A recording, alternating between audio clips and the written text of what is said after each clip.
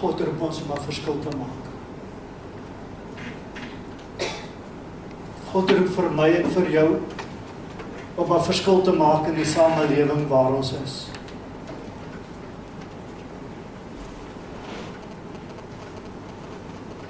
En ek kan nie vanmôre vir julle sê hoe voel ek is as 'n leraar van hierdie gemeente vanmôre, as ek die goed hoor van Monty en as ek vir Kotie vanmôre hier sien.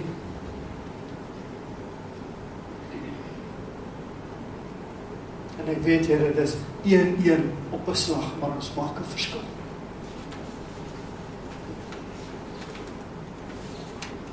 En as ons vanmôre God se woord vir ons het om daaruit te lees, dan sien ek Petrus se hart weer eens in hierdie gedeelte vir die mense vir wie hy bedien.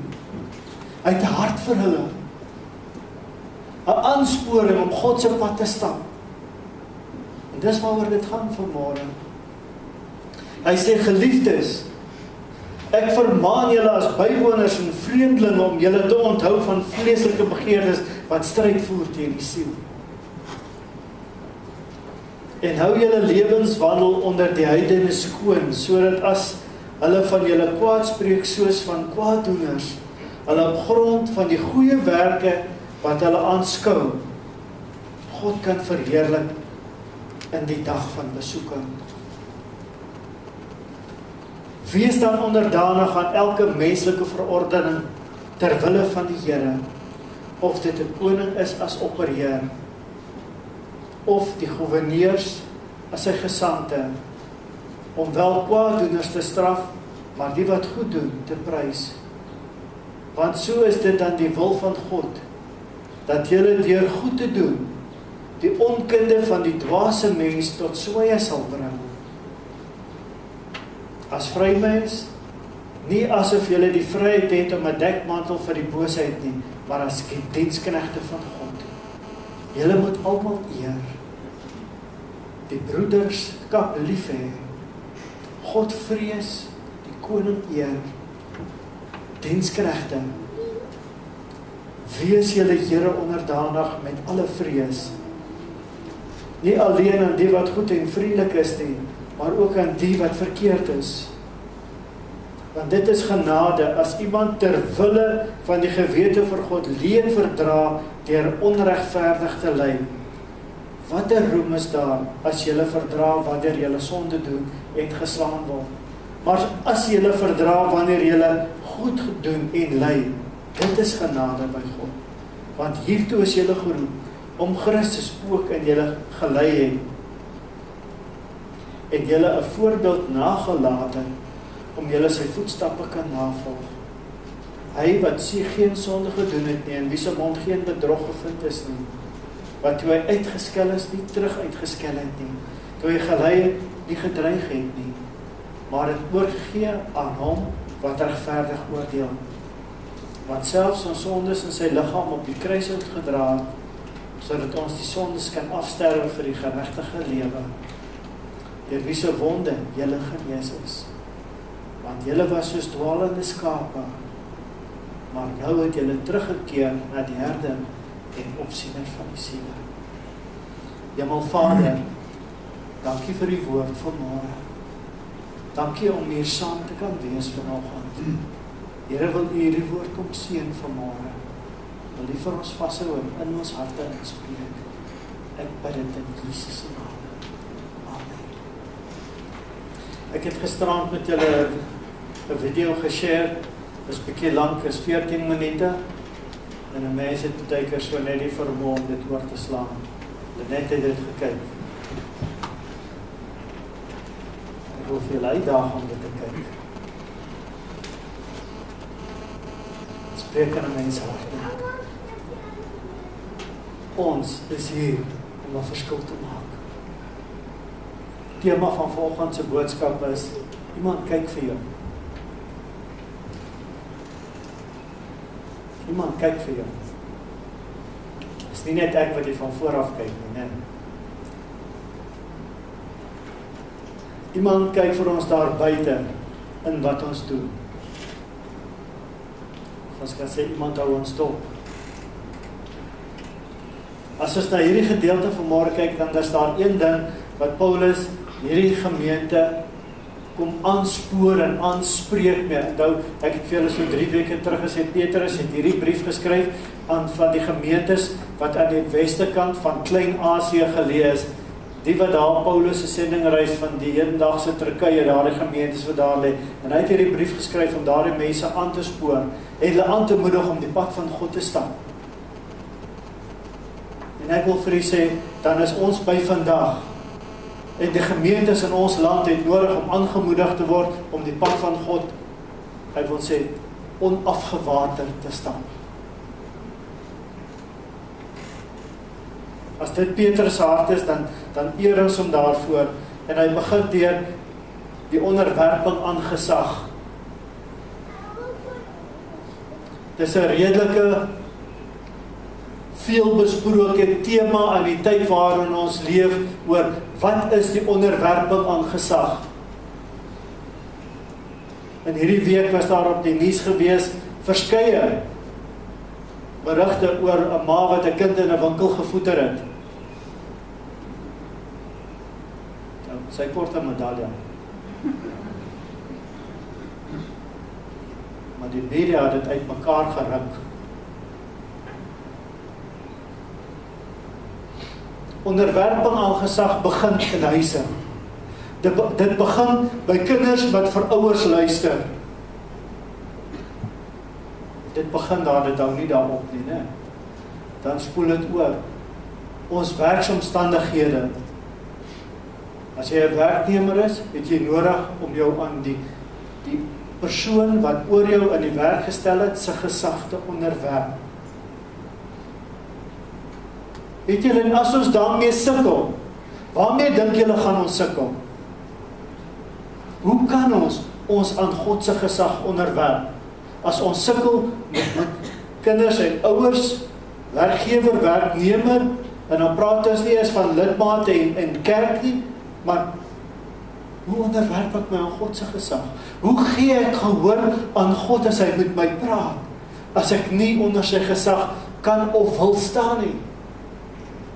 Kan ons sien die implikasie daarvan, dat hoekom daar stoele in kerke vanmôre leeg is?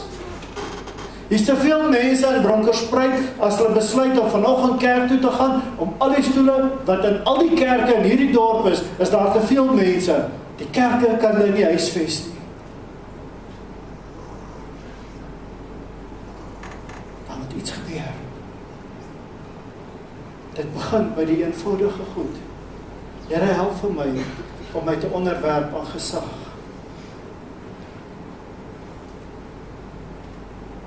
Petrus het dit kom van toepassing maak op die kind van God se lewe. En so kan ons dit vanmôre vat en sê, Here, U het nodig om vir ons te kom help. Maar deur my te onderwerp aan die gesag, dan erken ek God se autoriteit in my lewe. God se heerskappy in my lewe.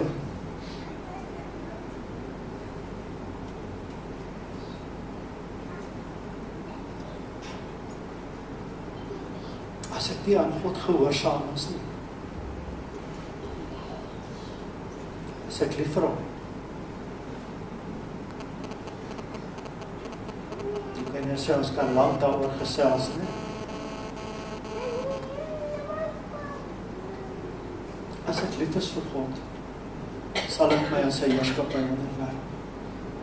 Dan is dit nie vir my 'n probleem nie. Kan ek lief wees vir iemand as ek hom nie ken nie? Ek het al baie keer die vraag gevra, ken mense mekaar voor hulle trou?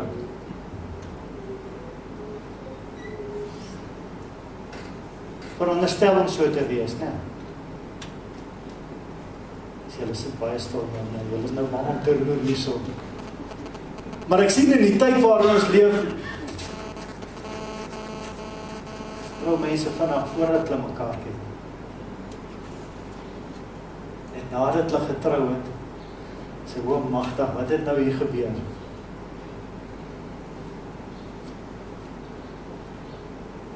Die mense maak 'n oorgawe voordat hulle God ken. As jy hom ken, sal jy hom lief hê. En as jy God lief het, sal jy hom dien. Ek wil dit vanmôre aan julle harte kom vasmaak. Ek het gesê, mense kyk vir julle. Ekskuus my, ek sit dan hier in my mond wat ek nie. Voel soos 'n haar, maar ek kry dit nie raak gevat nie.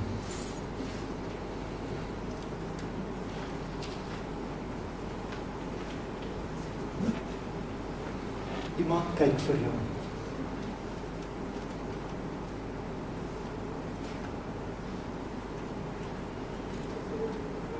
Vers 11 en 12 sien ons daar. En as ek sê iemand kyk vir jou, dan wil ek eintlik vanmôre sê, daar is ongelowiges wat na gelowiges se lewenswyse kyk en baie keer van op grond van wat hulle sien, maak hulle 'n besluit. Dit is nie noodwendig die regte besluit daar nie, né? Dat iemand met na God kyk en nie na my en jou kyk nie. Maar tog het ons 'n impak en 'n invloed in hierdie wêreld. Tog kyk hulle na ons. So dit wat ons kan doen, moet ons na die beste van ons vermoë doen. Maar hy begin hierso deur te sê, geliefdes, ek vermaan julle as bywoners en vreemdelinge om julle te onthou van vleeslike begeertes wat stryd voer teen die siel.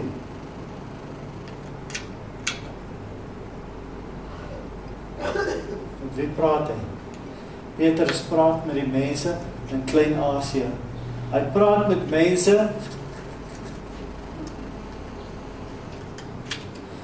Ons het baie verskillende volkere in Suid-Afrika huidiglik. Mosambikers, Zimbabweërs, Malawiërs. So gaan ons op in Afrika, hulle is hier.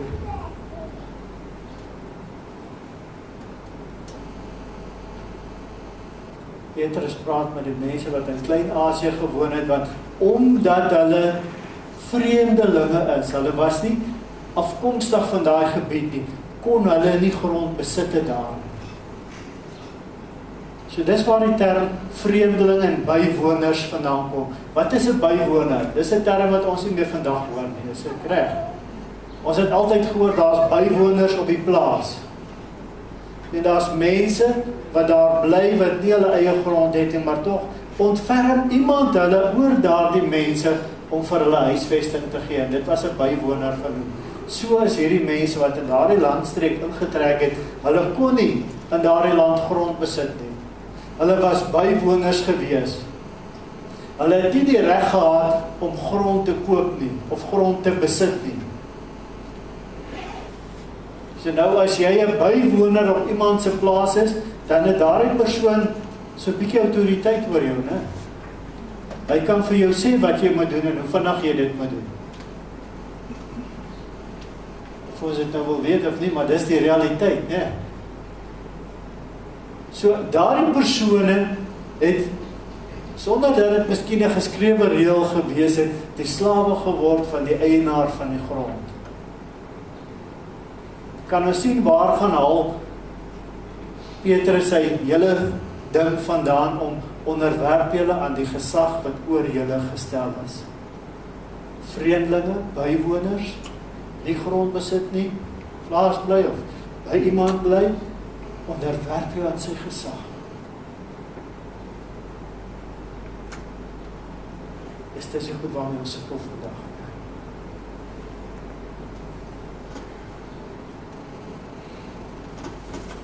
Onderwerp kinders hulle aan die onderwysers se gesag aan die skole vandag.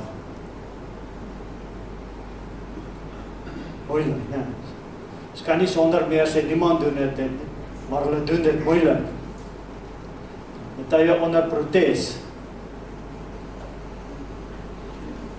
Ek sien daar's van julle wat die staaltjie onthou wat ek gesê het, die oukie wat sy maat hom na die hoek toe gestuur het, hy daar staan en hy het vir sy ma gesê, ek staan hier in die hoek, maar hier binne my spring ek op en af.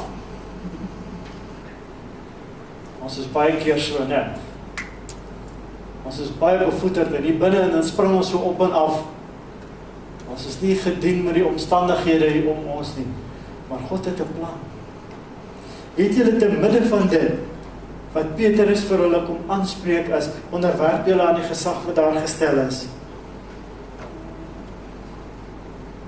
Het Petrus in 1 Petrus en in 2 Petrus 8 keer, wat hy dit kom uithaal, wat sê God is lief vir julle. Vreemdeling, soos net so 'n bietjie dink aan die term vreemdeling, is ek en jy nie 'n bywoner en 'n vreemdeling op hierdie aarde nie?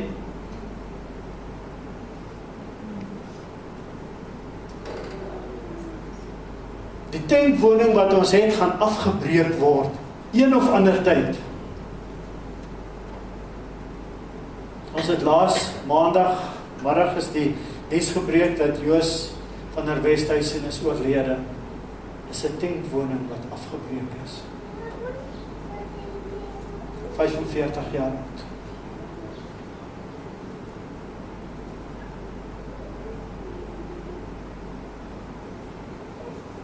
Ek en jy, terwyl ons weet dat ons 'n bywoner en 'n vreemdeling is, het ons nodig om die tyd wat ons hier op aarde te spandeer, die beste daarvan te maak. Hy sê, vreemdeling om julle, en dan kom hy sê, te onthou van vleeslike begeertes. Wie van julle het die begeertes? So ons is daarom almal op dieselfde vlak, né? So is net, wat maak ek met die begeertes wat ons nou oor kan praat, né? Hoe hanteer ek die begeertes? Want ons moet iets met dit doen.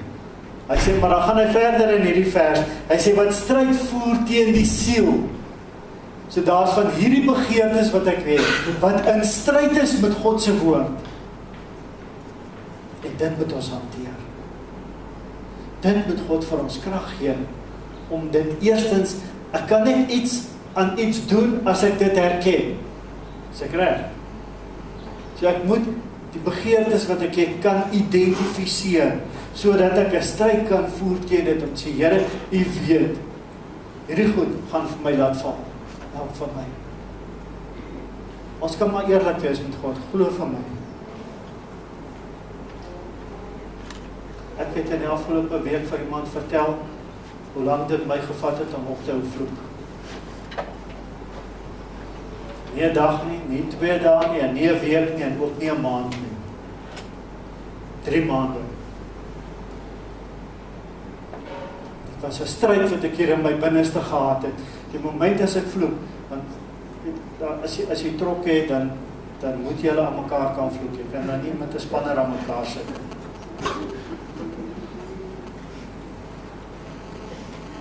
Dis wat ek geglo het. Toe kom leer ek iets anderster. Ek het dit al baie vertel.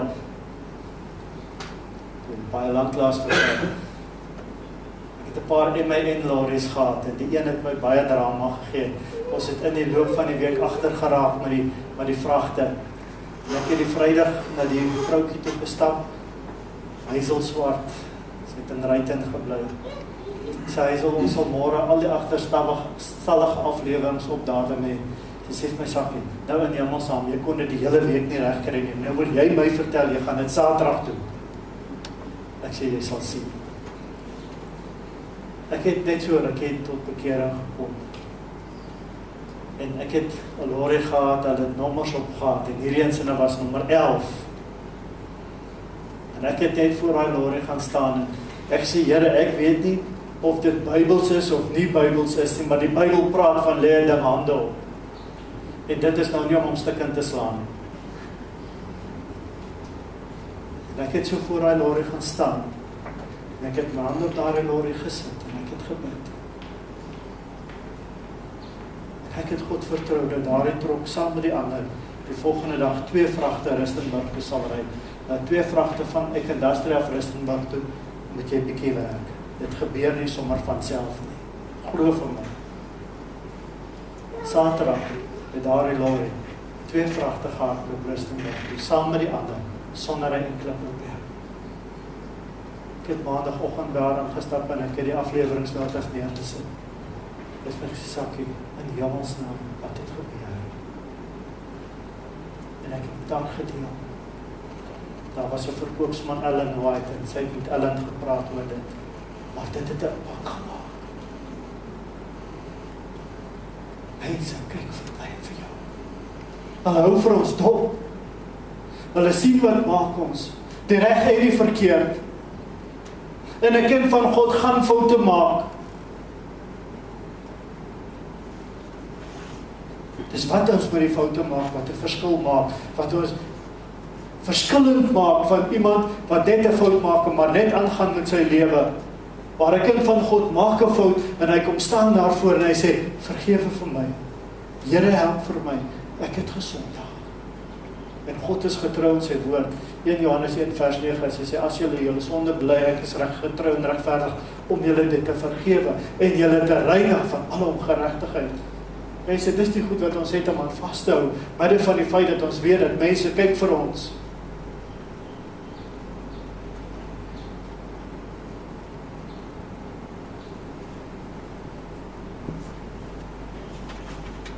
As gevolg van Christus se liefde vir ons en sy werk in ons, is God lief vir ons.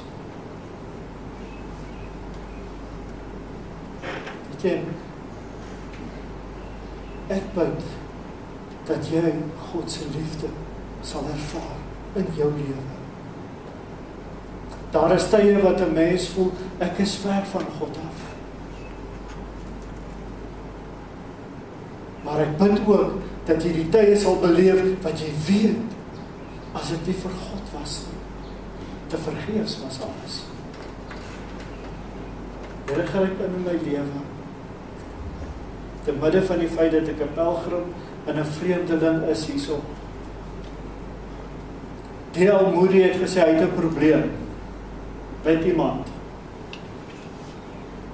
D.L. Moody kan ons 'n land, dit was 'n man van God gewees, wat ek maar net kan sê, Here, ek streef daarna om te wees soos wat D.L. Moody was.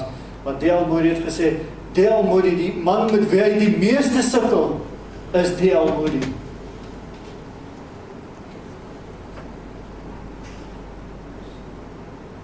So baie keer as ek en jy in daardie posisie om sê, die persoon met wie ek die meeste sukkel is myself.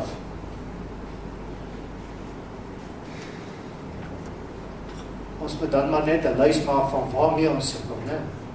Want dit gaan vir ons help om dit reg te stel en in orde te bring by God.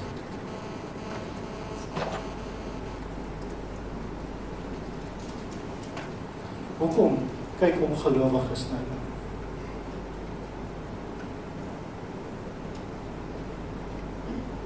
Hulle soek 'n verskoning om hierdie pad van God te stap nie.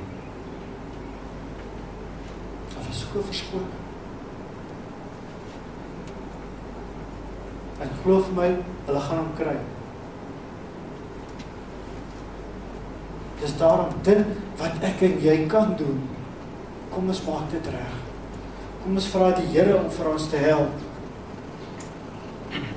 Ek en jy het nodig om teenoor ongelowiges te getuig.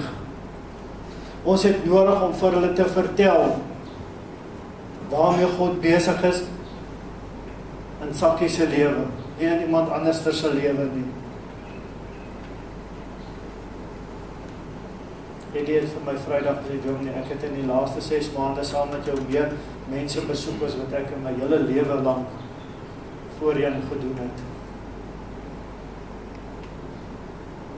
Ek het Woensdag 'n gesprek gehad met 'n man wat leraar wil word binne die kerk en 'n lang gesprek gehad oor die tydsbestek daarin, hoe die ding gaan verloop, wanneer hy kan inval. En van daar af, ek het in die kolonnade gesit en ons het daar by Mug and Bean gesit. En weet jy, wat het God kom doen in die laaste paar jaar? Ons het in 2012 se synode, het een van die predikante wat op pad was om te emeriteer, sê, en wat gaan julle doen oor die leerkansels in die kerk? Weet jy, en dit is nie, Herman, jy kan onthou van dit. En dit is nie wat gaan julle doen nie, dit is wat gaan ons doen. Weet julle waarmee is ek besig om te stoei? Here, hier is 2 manne wat in die bediening kan inkom, en miskien 'n derde een, is waar gaan ons hulle sit? Ons het nie genoeg plek nie, so ons kyk na kerkplantings. Ek wil ook vir julle vra, Erik ry môre af uit en Haag toe, en hy en Antoinette gaan hierdie week, seker van Dinsdag af begin met plakate opsit, strooibiljette uitdeel, en van die naweek af het hulle evangelisasie reeks in uit en Haagse gemeente. Ek wil vir julle vra, bid vir hulle. God het 'n situasie kom omkeer van wat gaan julle doen, waar ek sit en sê, Here, nou moet jy vir my wysheid gee hoe om hierdie goed so te rangskik en so te implementeer, dat ons 'n impak kan maak. Maar God is besig. Ons kan sien God werk.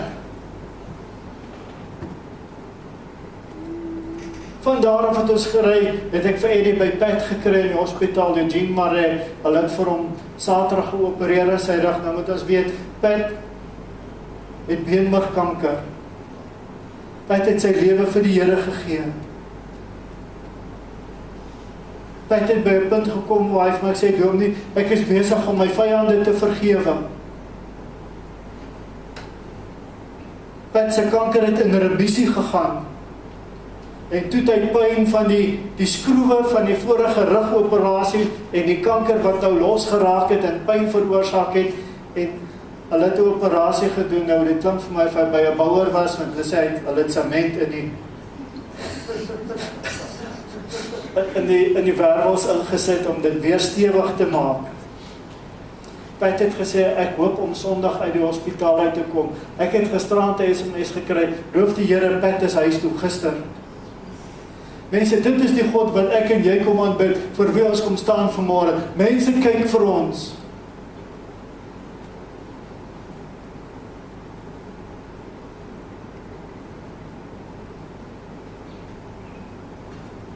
Dis Vrydagoggend. Ek ken baie mense oor die land. En Anna-Marie in Langebaan het vir my laat weet, Sakkie, wil jy nie asseblief vir my ma gaan kuier in die sorgsentrum in Kleinfontein?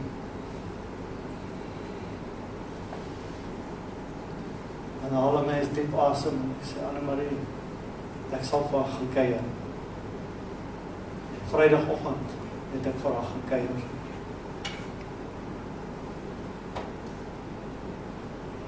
En Eddie het saam met my gery. En ons het langs 'n tannetjie gaan sit. Sy het 'n belewenis, 'n ervaring met die, of 'n droom gehad met die Here en die duiwel wat in dit was. En ek het nou vir my gevra, hoe in die lewe gaan ons vir haar bedien? Maar weet jy, ons het in haar kamer gaan sit. En ek het haar so uit my hart het jammer gekry.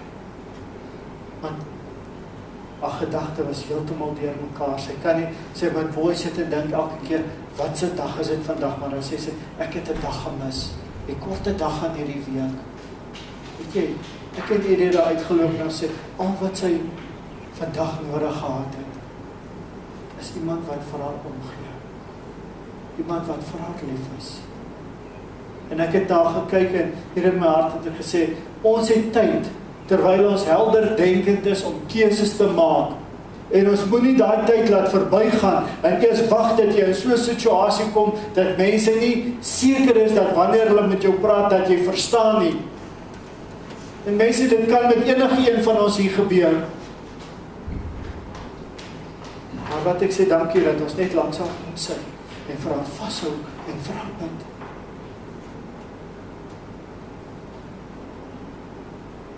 Toe ek daar uitstap, dus die vrou in die kantoor, sê, maar ek verstaan, julle is van die gereformeerde kerk.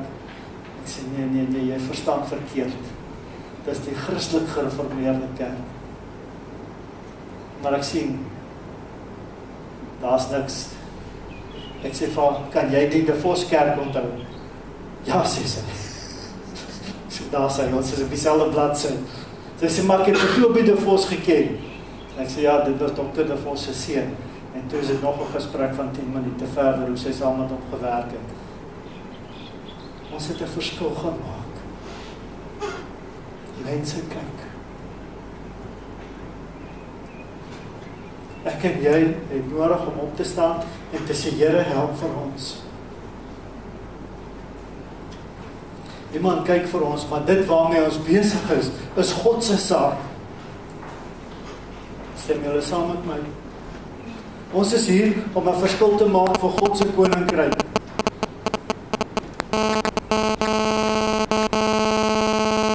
Die lewe wat ons lei, en ek het dit seker al in die laaste 2 weke 'n paar keer herhaal, moet tot eer van God wees. Kan ons sien, as ek 'n lewe lei wat tot eer van God is, en iemand kyk vir my, gaan dit hom aanspreek. Sê julle met my, stem julle saam met my.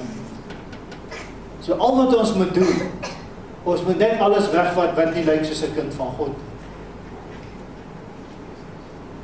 Nou dis al wat 'n beeldhouer doen. Hy vat net alles af wat nie lyk soos die beeld wat hy wil maak. Kyk hier, is 'n bietjie pynlik. Ek en jy is Christus se verteenwoordiger. As ons na die woord kyk, dan sien ons het nodig om hoë morele standaarde na te streef. Is ons met mekaar. Ons het nodig om te vra, Here, help U vir my. Want deur daardie standaarde na te streef, is ons 'n advertensie.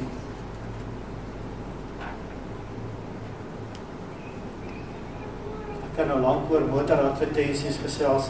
Hulle vertel jou baie ding van die kar, maar hulle vertel nie vir jou die detail van die engine. Dink jy dis dit wat saak maak? Hierdie kom weer terug na die onderwerping van gesag. As ons kyk na Daniël se lewe, ek wil vir Daniël en Nehemia net so vinnig hier aanhaal. Wat was Daniël? Daniël en sy 2 meelopers het 'n verskil gemaak in die regering waar God hulle geplaas het. Maar daar het 'n punt gekom waar hulle verskil het. En hulle was nie rebelle nie. Ek dink baie keer dit wil ons, as ons verskil in rebellie, saam onder een ding sit, en dis nie die geval. Daniël, te midde van die feit dat hy verskil het, het hy nog om aan die owerhede geonderwerp.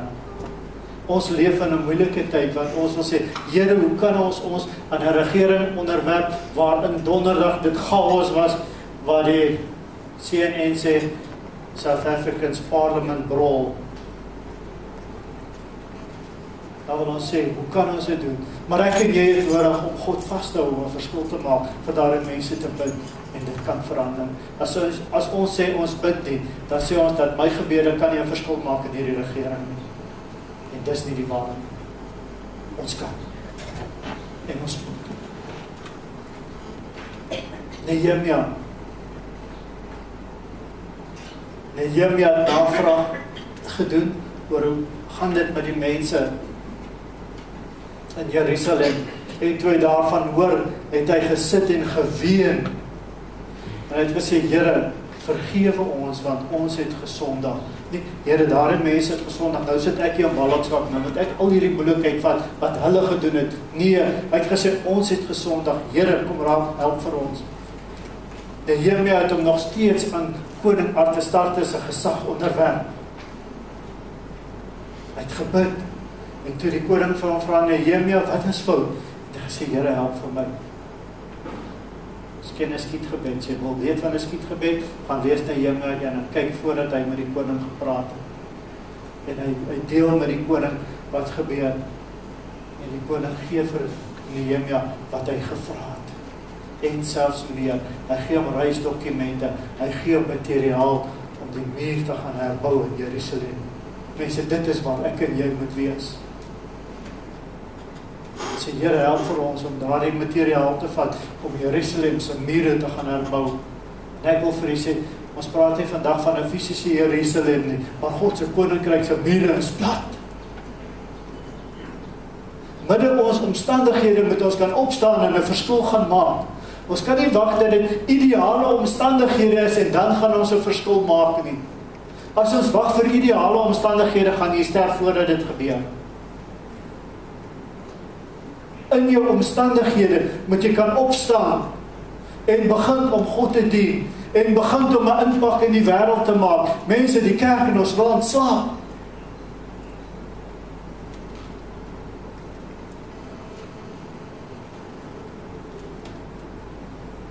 Het is nodig dat ons sê, Here, kom gee vir ons krag, gee vir ons genade, dat ons kan opstaan.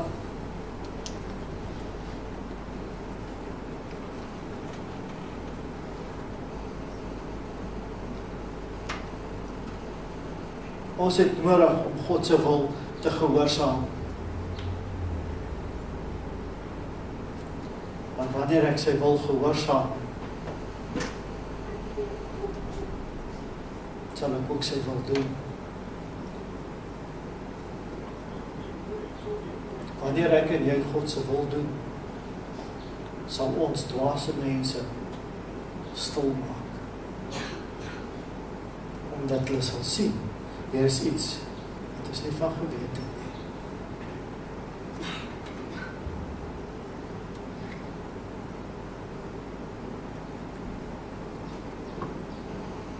Dan kom ek laastens by ons saak.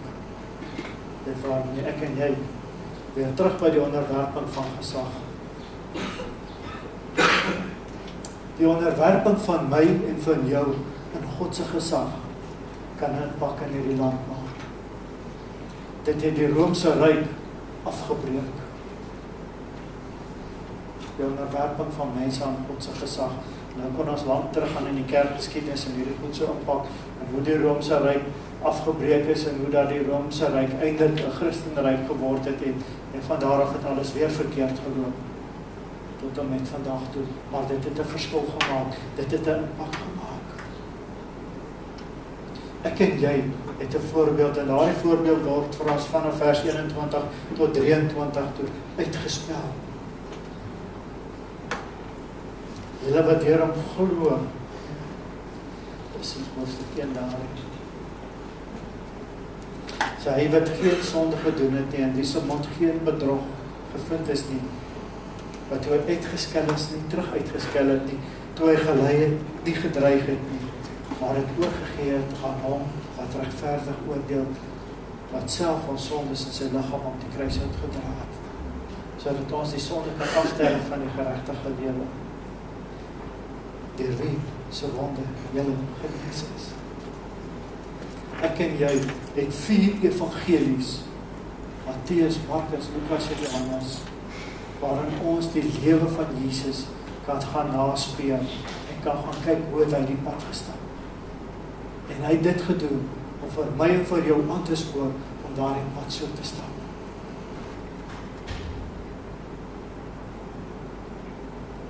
Christus tree vir my en vir jou in. Wat ek en jy doen, is daar niks in ons mens wees wat vir God aanvaarbaar is nie. Maar die moment as ek my lewe vir God gee, weet wie van julle kan nou nie mooi sien by my nie. Maar as jy jou hand so voor 'n lig gaan hou, miskien kan julle dit sien hierso. Dis 'n skade weer op my hand. Sien julle dit? Dit is wat God sien. Die moment as Christus ter sprake kom, dan is dit wat God sien. Want hier's 'n tussenganger. So nou sien God nie die mens nie, maar hy sien dit wat Christus in daardie mens kom doen het. En dit is wat ek en jy nodig het, dat God in ons lewens en ons om toelaat om in ons lewens in te gryp en in te spreek. Hy staan vir ons in, vers 24 sê daarso, wat self ons sondes in sy liggaam aan die kruis uitgedra het. Hy het nie 'n martelaar gesterf nie. Hy het as 'n verlosser en 'n redder gesterf en opgestaan, sodat ek en jy in oorwinning kan lewe. Hy het gesterf sodat ons lewe het. Hier staan nou geskrywe, sodat ons sondes kan afsterwe. Nee, ek praat hier van genesing. En ek het al baie gehoor, through the stripes, we are healed. God het eerstens vir ons nie 'n fisiese genesing gebring die mense, maar 'n geestelike genesing. Maar kan nie 'n groter wonderwerk in jou lewe plaasvind as om by God uit te kom nie.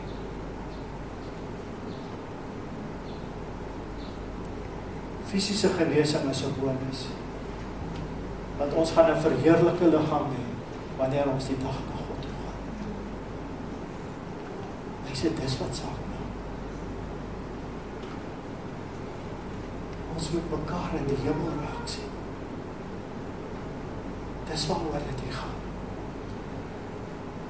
Dis hoekom die lewe wat ek en jy lei moet 'n impak maak. Die kerk moet 'n impak maak. Die kerk word gesien as 'n social club in die tyd waarin ons leef. Dit is net vooruitgesoekte klompie mense en hulle vorm kliks. Ek is deur al die goed, ek hoor al die goed. Alpie het vir my Vrydag aand gesê daar by die ete. En ek sal ernstig vir hom geleentheid gee om met my te deel toe hy so sit en so vir die mense kyk. En dit was 'n seën gewees Vrydag aand. Wat hy beleef het van mense wat net daar sit en kuier en dit was so lekker kuier aand, Vrydag aand gewees. Mense ons moet impak maak. Ek gaan afsluit vanmôre met 'n videoklip. En ek wil vra dat julle aandagtig daarna kyk en dat jy met maar net so 'n bietjie die klankere geleer want die ou raak met tye 'n bietjie driftig. Kom ons kyk daarna.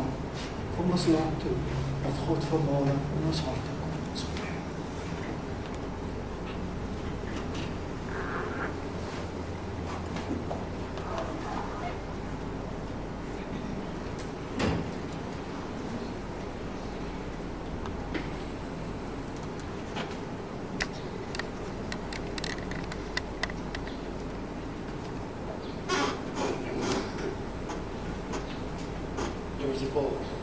Coming in the harbor. Timing is very essential.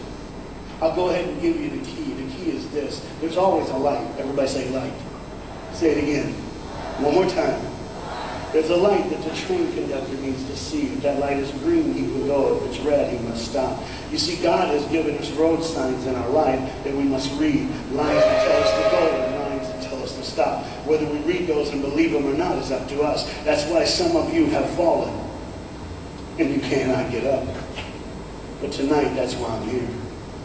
The boat needed to come through, so he called, and the man said, okay, I've got time. It's a long time before the train should come. So he pulls the lever, as you just saw, and the big, huge stone, steel bridge, the gears started turning. They started cranking and stinging. All of a sudden, gears are moving, and that big, huge bridge is just starting to go up. As it rises higher and higher, he has to watch and make sure everything's set, everything's good, everything's fine. As he looks out the window, he can see everything. But the dad, being a good dad, keeps one eye on his work, but the other eye on his baby. One eye on the world, but the other eye on his children. You think God doesn't know where you are? He keeps one eye on his world and one eye on his child. No matter what you've done or where you've been, it's one eye on the world, but the other eye's on you. He's watched you and he's kept you. Even though your train is coming down the track, he understands that. And even though sometimes, oh no, we get ahead of ourselves.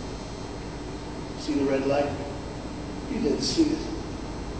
So many times you don't see the red light. See, to just say the train was early. The boy can hear and see the steam. And he looks and says, Daddy, the train. Daddy, Daddy, the train's early. Daddy, you got a daddy. Hey, Daddy, Daddy, Daddy, Daddy, Daddy, the train. Daddy, the train's coming. But the dad was looking at the gears, making sure he had enough oil, making sure there was enough steam to get the bridge back down for the train. And the boy knew one thing. Now listen, the boy knew that his dad one time showed him where the trigger was. It was a red lever. If he pulls it, the train bridge would collapse down fast and the train would be able to come across. All the boy knew was there were people on that train. There were people that needed to be saved. There were people that had, some of them just with their friends having a good time, like everything's fine. They did not know that the bridge was up. They did not know what was coming. They're just living their life like you and me, just going down the road, just being our own thing, doing our own thing. And the dad all of a sudden hears the train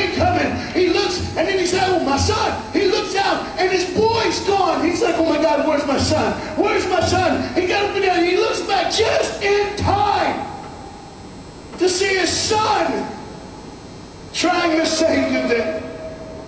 All he had to do was pull that lever. He reaches in to pull it, and the boy pulls too far, and he falls in the hole. Now it's on the Father. And God the Father, did you hear me? God the Father has to make a choice. It's his now. Do I save my son, or do I save the world? But they don't even know.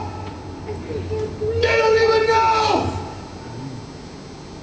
The greatest decision of his life. He can blame it on them not seeing the red light. He can blame it doesn't matter anymore. Pull the lever, save the world. Leave it up, save your son. For God so loved the world that he gave his only son.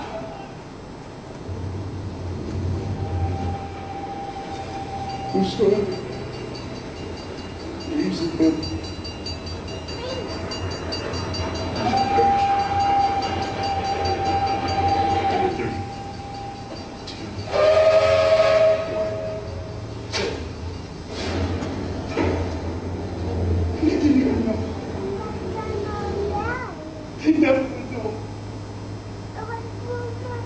I didn't even know if the train goes by. It's fine. Everything's cool. The bridge is down. Just like always. It's always going to be down. Are you hearing me tonight? He gave his only son. For God so loved the world that he gave. And you know what's amazing? I wonder what God did right when his son died on that cross. When he breathed his last breath. When he took that breath and he breathed it, it was over. Here's what the Father would look like. They didn't even know, just trying to think of their life. Just trying to figure out what they're going to do next. Just thinking about the person they're going to see, the people they're going to hang out with. Just trying to be, just loving, caring. Doesn't matter if you're blind. Doesn't matter if you put on a little more makeup, trying to look pretty for somebody, or just wearing another mask. It doesn't matter. God gave his son for you. Where will I go? Where will I go when I grow up? Where will I change? And there was a girl in the back on the tree. And the girl flying her shoe up. He died for her. He died for her. But in one moment, are you listening? In one moment, as the Bible says, everybody gets a chance. In one moment, you need to see the look of the Father when he knows when you realize what he did for you, when you realize the sacrifice, when you realize he let his son die so that you can live, when you realize what he did, no matter what you're doing, no matter where you're at in this life, no matter what you're a part of, you gotta stop. You gotta stop. Even if it's for 1 second and think, my God, he did it for me.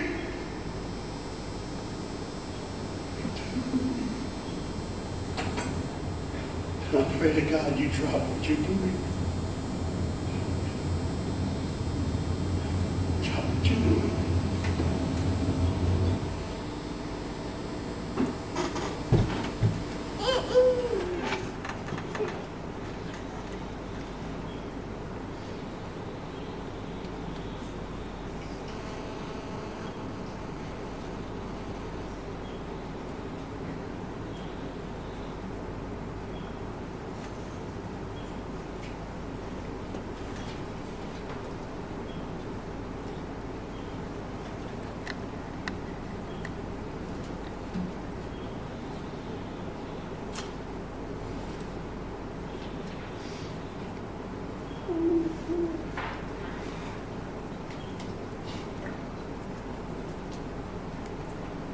Vader,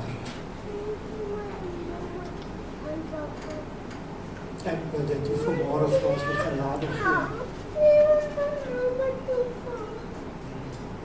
Let's drop it.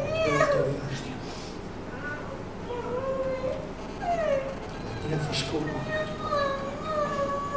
En Here, as ons hierdie ken vanmôre en dan vra ek, Here, dat ons laat staan, dit waarmee ons besig is.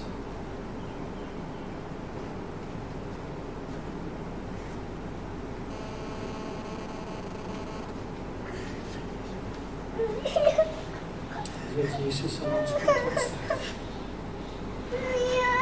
sodat ons lewe in oorvloed kan hê. En daarom is ons bywoners en vreemdelinge op hierdie aarde.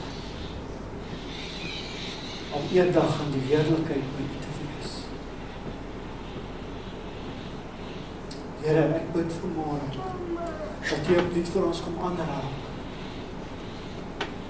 Om 'n verskil te maak in hierdie gemeenskap waarbinne U ons geplaas het.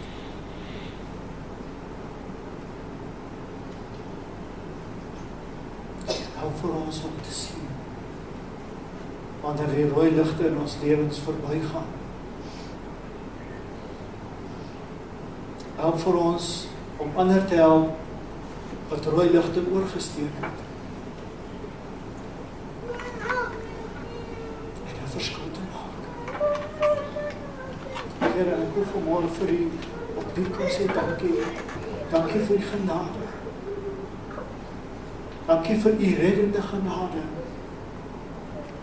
wat U vir ons het.